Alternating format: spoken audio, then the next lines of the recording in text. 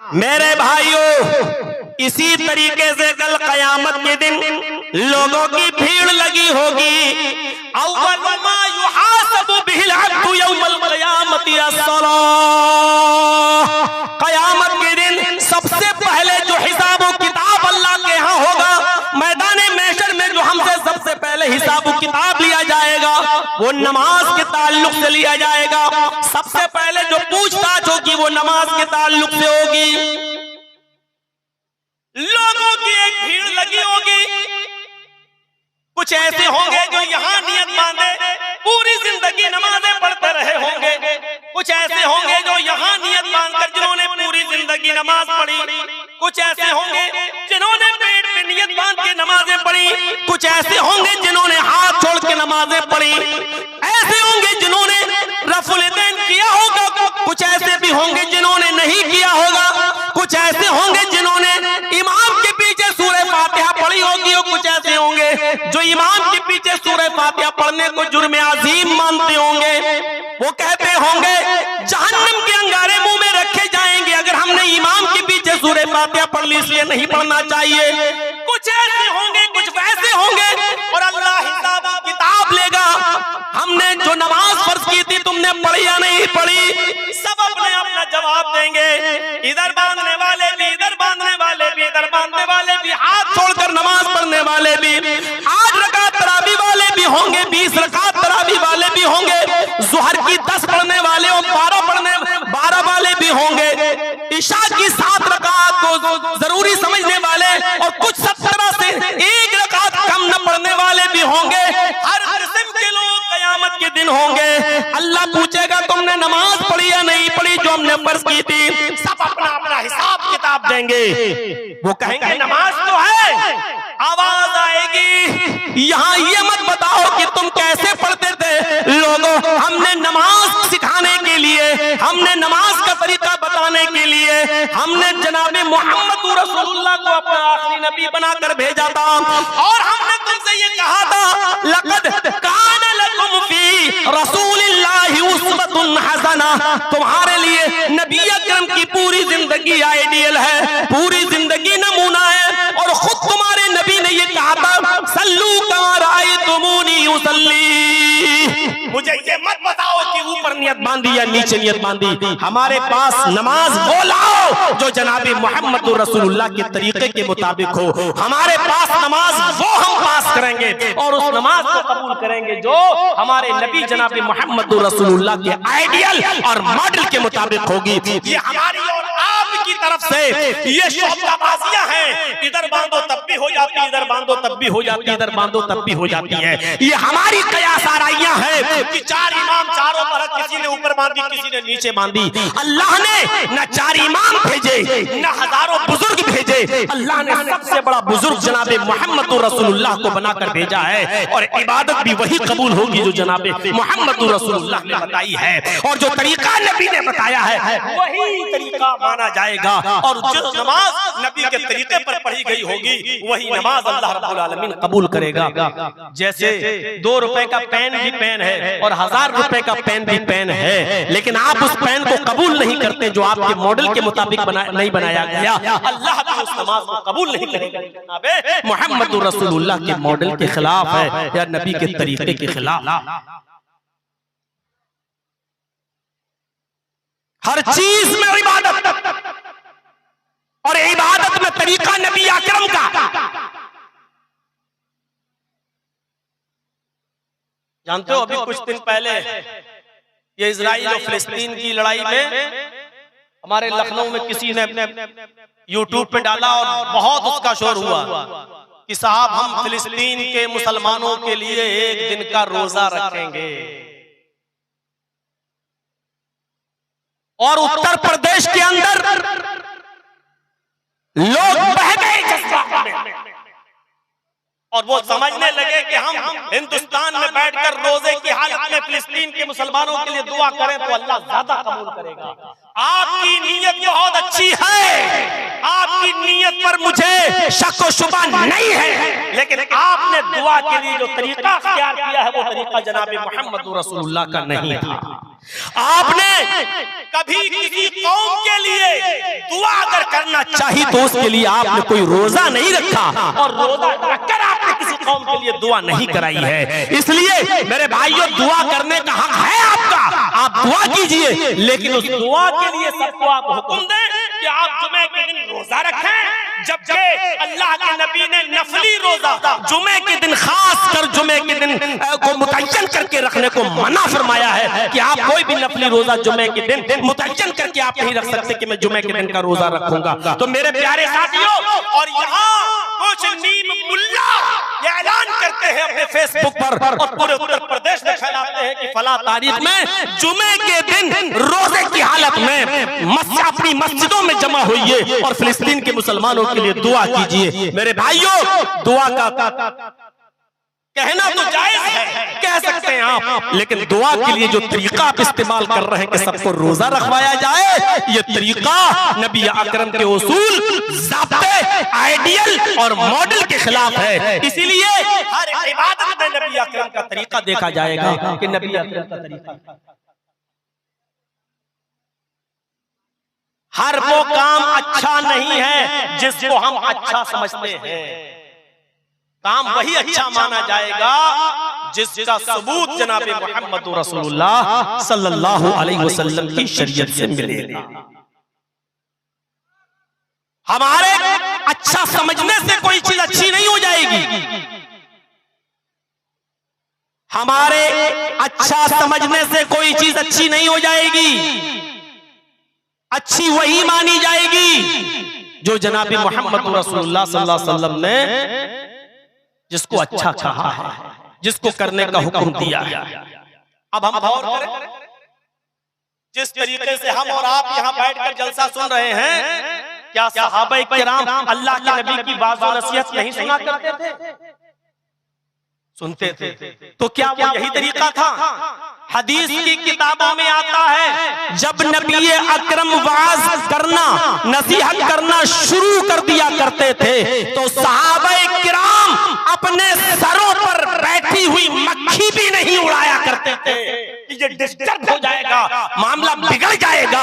अगर हमने कोई चीज रह गई नहीं सुन पाए तो यहाँ तो जुमे के खुतबे होते हैं मस्जिदों में, और जिन मस्जिदों में पंखे नहीं लगे होते हैं हमने खुद अपनी आंखों से देखा है। और उस जमाने से मैंने तकरीरें करना शुरू की है, 25 सालें तो हो ही गई हैं। ऐसी ऐसी मस्जिदें देखी जहाँ पंखे तक नहीं थे, तो जुमे का खुतबा दे रहा हूँ और लोग हाथ का पंखा उठाकर अपने ऊपर झल रहे हैं, हाथ का पंखा उठाकर अपने ऊपर झल रहे हैं। ऐसी कौम से क्या तवक्को रखी जा सकती है? अभी शेर सुन रहे थे आप, अभी अशार सुन रहे थे आप, इतने दूर से बुलाया था आपने, फिलिस्तीन के ऊपर भी आपने नज़म सुनी है।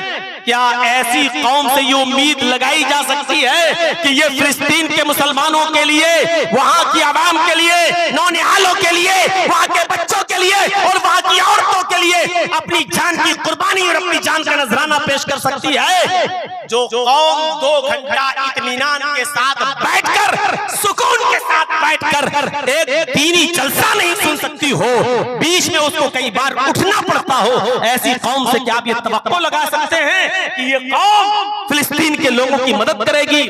अच्छी आवाज में तकरीर सुन लेना और अच्छी आवाज में मुशायरा सुन लेना ये एक अलग चीज होती है, लेकिन हमदर्दी के तौर पर मेरे भाइयों किसी को याद करना और हमदर्दी के तौर पर उसकी मदद करना ये एक अलग चीज होती है, तो हमारे और आपके अंदर नहीं।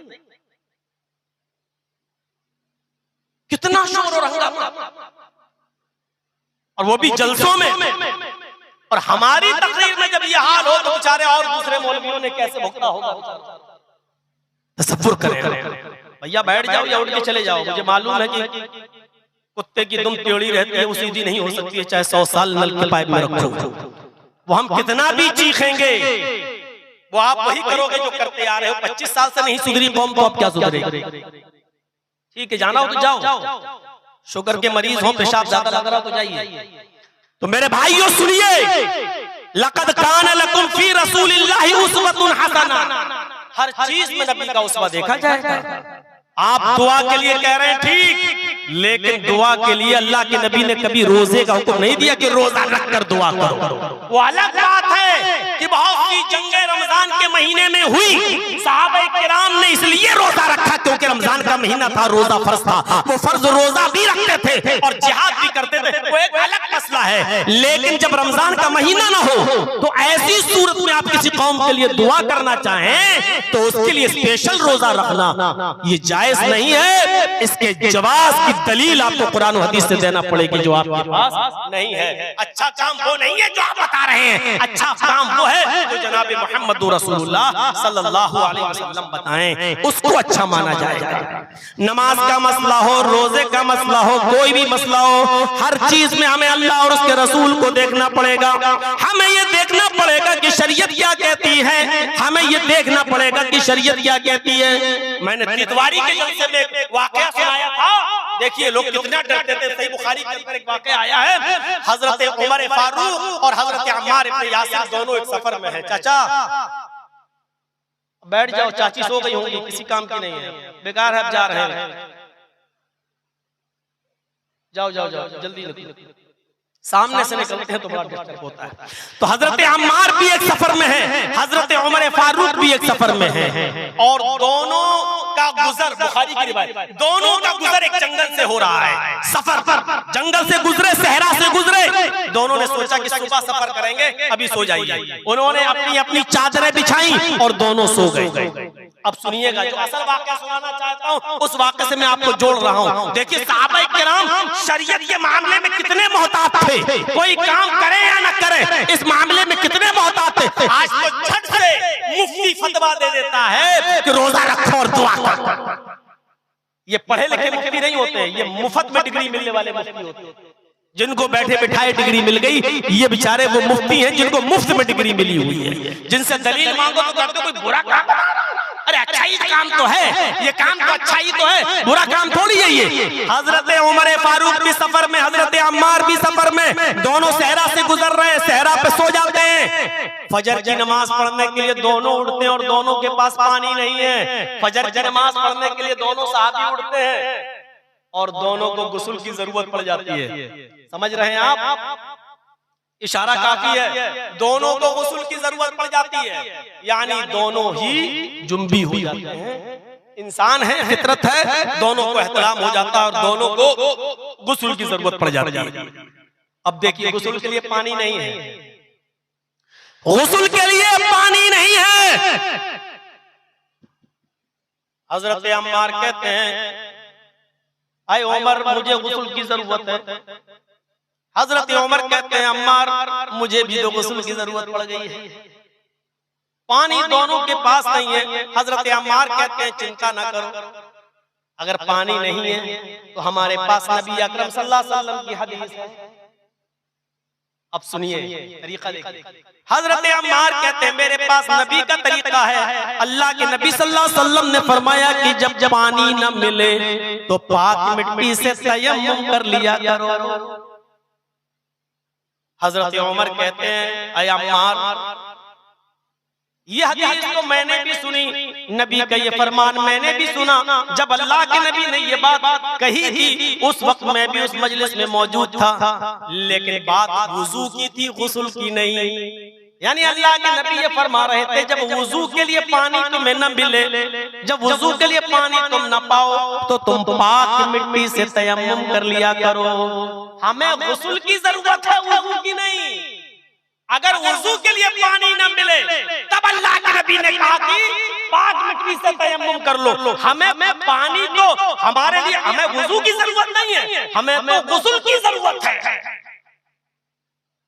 तो हजरत अम्मार कहते हैं वुजू के तयम्मुम से गुस्ल का तयम्मुम बड़ा कर लीजिए। अयास देखिए, अकल देखिए। उन्होंने कहा कि वुजू का तयम्मुम छोटा होता है, गुस्ल का तयम्मुम बड़ा कर लो। और गुस्ल का तयम्मुम क्या है सुनिए, आप अपने दोनों हाथ पाक मिट्टी पर मारे। जब वुजू बनाना, वुजू के पानी न मिले तो तयम्मुम कैसे होगा? ऐसे दोनों हाथ जमीन पे मारे और दोनों को फूंक लीजिए। हो गया? इसको चेहरे पे फैल लीजिए। हो गया? अब दाएं हाथ की पुष्ट को बाएं हाथ की पुष्ट पर यहां से ऐसे कर लीजिए ये, और बाएं हाथ के हथेली को दाएं हाथ की पुष्ट पर ऐसे कर लीजिए, ये आपका तयम्मुम हो गया। कहा कि ये तयम्मुम है वुजू का, हमें गुस्ल की जरूरत है। तो हजरत अम्मार ने कहा ऐसा करते हैं गुस्ल का तयम्मुम हम बड़ा कर लेते हैं। तो क्या बड़ा तयम्मुम क्या है? तो हदीस के अल्फाज बुखारी के तमर्रकतु कमा तमर्रकुद दाब्बा, हजरत अम्मार मिट्टी पर ऐसा लोटे जैसे चार पैर वाला जानवर चौपाया लोटता है ऐसे मिट्टी पर, यानी पूरे जिस्म पर उन्होंने मिट्टी मल ली। हजरत उमर से कहा ये गुस्ल का तयम्मुम हो गया, यानी पूरे जिस्म पर मैंने मिट्टी लगा ली, और उन्होंने नमाज पढ़ ली। हजरत उमर ने कहा ना बाबा ना, मैं ये नहीं करूंगा, क्योंकि अल्लाह के रसूल को मैंने कभी ये करते हुए नहीं देखा। देखिए हजरत अम्मार ने भी अपनी अकल दौड़ाई कि बात तो सही है, वुजू का तयम्मुम छोटा होता तो गुस्ल का बड़ा, तो उन्होंने अपनी अकल के हिसाब से बड़ा कर लिया। लेकिन हजरत उमर ने कहा नहीं, हमें नबी अकरम से इस बात का कोई सबूत नहीं मिला कि गुस्ल के लिए हमें पूरे जिस्म को जमीन पर मिट्टी पर लौटाना है, इसलिए हम तो पानी का इंतजार करेंगे। पानी सुबह तक नहीं मिला, शहर से बाहर निकल गए, शहर जब जंगल से बाहर निकले तो शहर में पानी मिल गया, और जब शहर में पानी मिला तो हजरत उमर जल्दी से गुस्ल करते हैं और नमाज पढ़ते हैं, उनकी नमाज कज़ा हो गई। अब फैसला कौन करेगा कि हजरत अम्मार ने सही किया या हजरत उमर ने सही किया? इस बात का फैसला कैसे होगा? हजरत अम्मार सोच रहे थे मैंने बिल्कुल सही किया, हजरत उमर सोच रहे थे कि मैंने बिल्कुल सही किया। जब सफर दोनों का खत्म हो गया और जब ये बात अल्लाह के नबी के सामने आई, दोनों ने अपना अपना किस्सा अल्लाह के नबी के सामने रखा। तो अब सुप्रीम कोर्ट से फैसला सुनिए क्या है। अब ना यहाँ मौलवी जर्जीस की चलेगी, ना मौलाना कलाम की चलेगी, ना हमारे उस्ताद मोहतरम मौलाना मुश्ताक करीमी साहब की चलेगी, ना तौहीद साहब की चलेगी, किसी की नहीं। सुप्रीम कोर्ट क्या है? मुहम्मदुर रसूलुल्लाह सल्लल्लाहु अलैहि वसल्लम की अदालत। और जब इस अदालत में फैसला गया, हजरत उमर ने कहा मैंने नमाज नहीं पढ़ी, पानी मिल गया, गुस्ल किया, तब जाके नमाज पढ़ी। आपने कहा उमर तुमने भी गलत किया, तुम्हें नमाज तर्क नहीं करनी चाहिए थी, नमाज अपने वक्त पढ़ना चाहिए था। हजरत अम्मार ने बताया मैंने पूरे जिस्म को मिट्टी से सान लिया और पूरे जिस्म पर हमने मिट्टी मल ली, चौपाई की तरह हम जमीन पर लौट गए। आपने कहा अम्मार तुमने भी गलत किया, अय अम्मार तुमने भी गलत किया। सुप्रीम कोर्ट का फैसला आ गया। अब ना उमर की चलेगी ना अम्मार की चलेगी, ना उमर की चलेगी ना अम्मार की। दोनों ने पूछा अल्लाह के रसूल जब दोनों ने गलत किया तो फिर सही क्या है? आपने फरमाया वुजू का और गुस्ल का दोनों का तयम्मुम एक है, यानी चाहे गुस्ल की जरूरत हो या वुजू की, अगर पानी न मिले तो वही एक तयम्मुम है जो वुजू में भी काम आता है और गुस्ल में भी काम आता है। दोनों हाथों को जमीन पर मारिए, फूंकिए, चेहरे पे मलिए, दायां हाथ बाएं हाथ और बायां हाथ दाएं हाथ पर फेरिए और नमाज पढ़ लीजिए। ये गुस्ल का भी है और ये वुजू का भी तयम्मुम है। मेरे प्यारे भाइयों, मैं कहना ये चाहता हूँ लक़द काना लकुम फी रसूलिल्लाहि उस्वतुन हसना, तुम्हारे लिए जनाब मुहम्मदुर रसूलुल्लाह सल्लल्लाहु अलैहि वसल्लम की जिंदगी में बेहतरीन आइडियल है, बेहतरीन नमूना है। अब रसूलुल्लाह सल्लल्लाहु अलैहि वसल्लम की जिंदगी हमारे और आपके लिए नमूना है। नमाज कैसे पढ़े? जैसे मुहम्मदुर रसूलुल्लाह ने पढ़ के बताई। रुकू कैसे करें? जैसे नबी ने बताया। सजदा कैसे करें? जैसे नबी ने बताया। नमाज में क्या पढ़े? वो जो नबी अकरम ने बताया। मेरे भाइयों, नमाज कैसे पढ़े? यही तो मतलब है ला इलाहा इल्लल्लाह का, और यही तो मतलब है मुहम्मदुर रसूलुल्लाह का। अभी तक समझ में नहीं आया? ला इलाहा इल्लल्लाह का मतलब अल्लाह के अलावा इबादत किसी की नहीं। इबादत किसकी होगी? अल्लाह की। और मुहम्मदुर रसूलुल्लाह का मतलब, मुहम्मदुर रसूलुल्लाह का मतलब रसूल कौन? अल्लाह। मोहम्मद रसूल का मतलब जानते हो? इबादत किसकी होगी?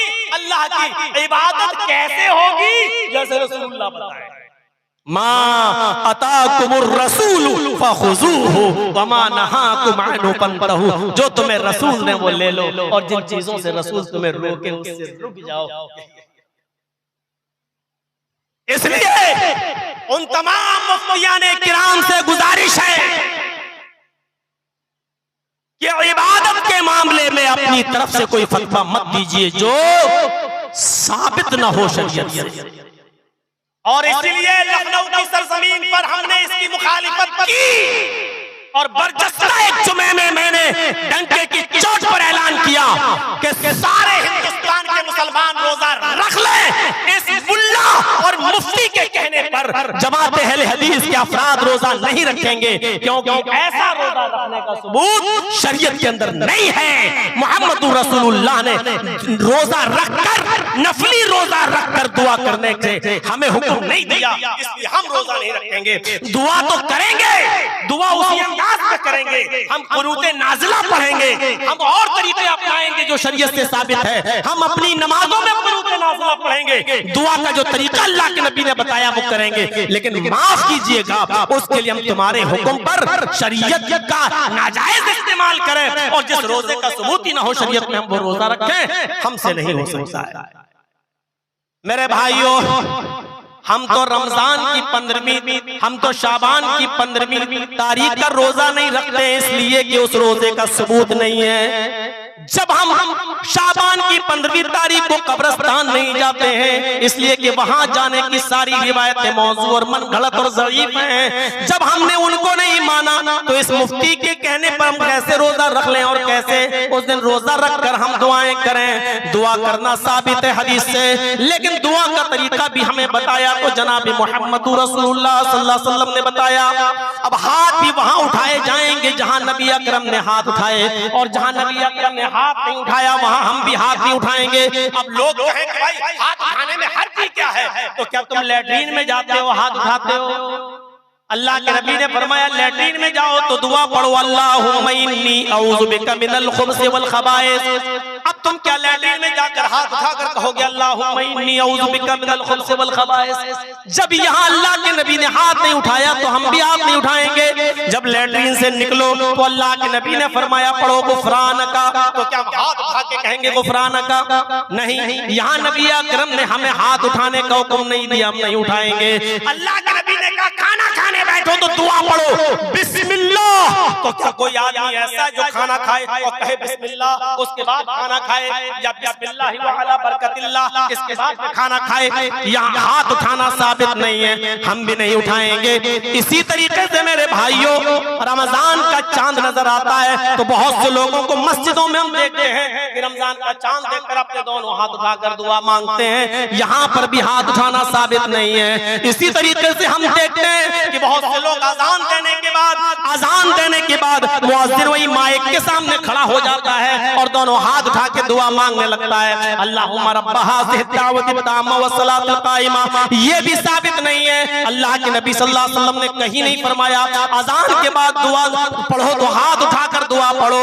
अगर यहाँ तुम कहते हैं हर्ज क्या है तो मेरा सवाल वही है कि खाना खाते वक्त बिस्मिल्लाह पढ़ते हुए हाथ उठाने में हर्ज क्या है? लैट्रीन में जाते वक्त अल्लाहुम्मा इन्नी औज़ु बिका मिनल खुब्ज़ि पढ़ने में फिर दोनों हाथ उठाने में हर्ज क्या है? अगर यहाँ हर्ज नहीं है तो वहाँ हर्ज क्यों है? मेरे भाइयों, ये क्या बात तुम्हारे मतलब की है तो हाँ हाथ उठाएंगे और तुम्हारे मतलब की नहीं है तो हाथ नहीं उठाएंगे।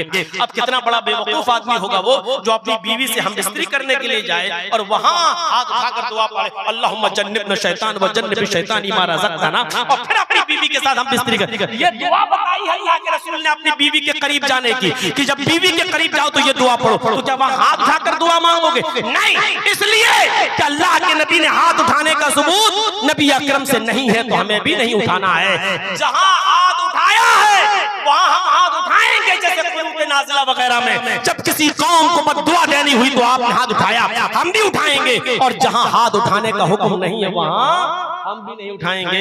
आज बहुत सी मस्जिदों के इमाम बेचारे मरूब हो जाते हैं कि हम तो मस्जिद में 5 नमाजों के बाद हाथ उठाकर दुआ मांगेंगे और अगर नहीं मांगेंगे तो ये गांव का मुखिया हमको निकाल देगा, यही बेचारा तनख्वाह देता है। और बहुत सी मस्जिदों के इमाम बेचारे मजबूरी में 5 नमाज पढ़ाने के बाद हाथ उठाकर दुआ मांगते हैं सिर्फ इसलिए कि हमारे गांव का मुखिया या इस मस्जिद का सेक्रेटरी खुश रहे। दुआ का मजाक उड़ा के रख दिया है हमने और आपने। लक़द काना लकुम फी रसूलिल्लाहि उस्वतुन हसना, रसूलुल्लाह की पूरी जिंदगी हमारे लिए आइडियल मॉडल, नमाज में, रोजे में, हज में, ज़कात में, हर चीज में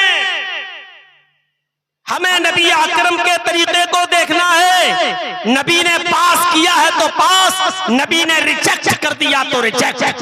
इसी तरीके से मेरे भाइयों शादी और ब्याह ले लीजिए, शादी और ब्याह ये ले लीजिए आप। इसमें भी हम जरा गौर करें अपने समाज और अपने मुआशरे में क्या हो रहा है।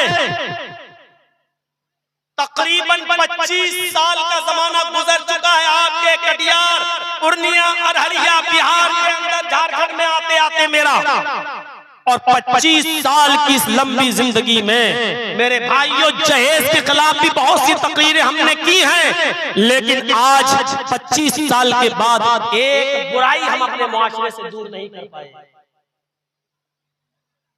एक बुराई अपने मुआशरे से दूर नहीं कर पाए।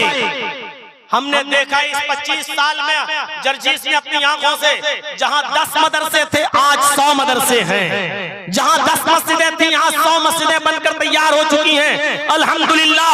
जहां 100 अहले हदीस थे आज वहां पर 150 और 200 हो चुके हैं। मैंने देखा हर चीज में इजाफा है, लेकिन बुराइयों में हमने देखा है कि कोई कमी वाकई नहीं हुई है। लॉटरी नहीं, आज कई मैच में देख लो कितने लोगों ने कितना सट्टा हारा है।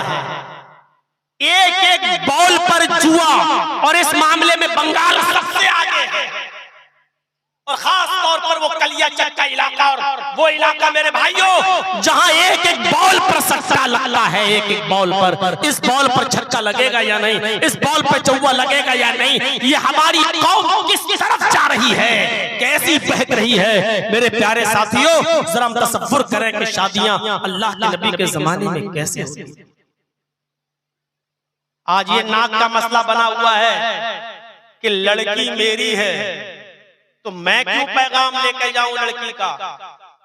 हमारी बेटी खूबसूरत भी है, पढ़ी लिखी है, लड़के वाले पैगाम लेकर आए, लड़के वाले नाक का मसला बनाए हैं। मेरा लड़का हैंडसम है, खूबसूरत है, माशाअल्लाह, बरसरे रोजगार है, सरकारी नौकरी मिल रही, मैं क्यों किसी लड़की की चौखट पर रिश्ता लेके जाऊं। जरूरतमंद खुद आए। सवाल ये पैदा होता है कि लड़की वाला पैगाम दे या लड़के वाला पैगाम दे। इस चीज को भी हमें उसवे हसना की रोशनी में समझना चाहिए कि नबी का तरीका क्या था या सहाबा किराम ने किस पर अमल किया। आइए आपको एक वाक़े की तरफ लेके चलता हूं। हजरत उमर फारूक रज़ियल्लाहु ताला अन्हु की बेटी का नाम था हफ्सा, उनके शौहर का नाम था हजरत खुनैस इब्ने हुज़ाफा अस्सहमी रज़ियल्लाहु ताला अन्हु। जंगे बद्र में ये सख्त जख्मी हो गए।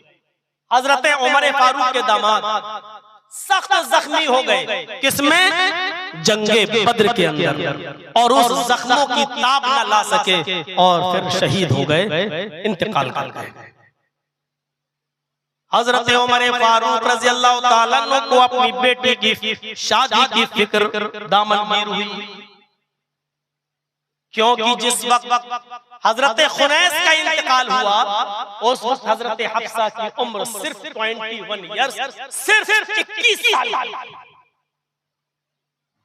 अब आप देखिए हजरत उमर फारूक रज़ियल्लाहु ताला अन्हु को अपने दामाद के इंतकाल के बाद अपनी बेटी की शादी की फिक्र दामनगीर हुई, तो हजरत उमर फारूक रज़ियल्लाहु ताला अन्हु ने हजरत हफ्सा के निकाह का पैगाम किसको दिया? हजरत उस्मान गनी रज़ियल्लाहु ताला अन्हु। हजरत उस्मान से कहा अगर आपकी मर्जी हो, अगर आपका इरादा हो, मेरी बेटी इस वक्त बेवा हो गई है, मेरे दामाद खुनैस इब्ने हुज़ाफा अस्सहमी का जंगे बद्र में जख्मों की ताब जलाकर इंतकाल हो गया है, मैं अपनी बेटी के लिए रिश्ता चाहता हूँ, अगर आपको पसंद हो तो आप मेरी बेटी हजरत हफ्सा से निकाह कर लो।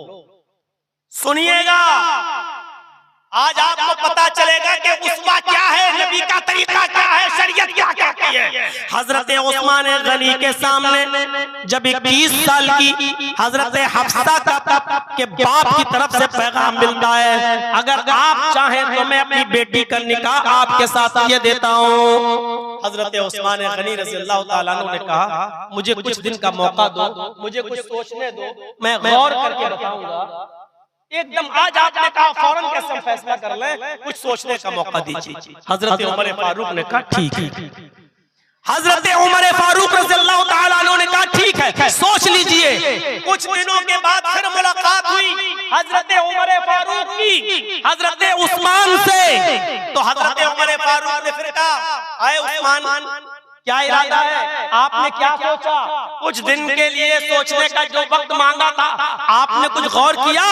तो हजरत उस्मान गनी फरमाते हैं कि राय नहीं हो पा रही है, लिहाजा आप कहीं और देख लो, मैं आपकी बेटी हजरत हफ्सा से निकाह नहीं कर सकता, मेरी राय नहीं बन पा रही है, यानी मैं नहीं कर सकता।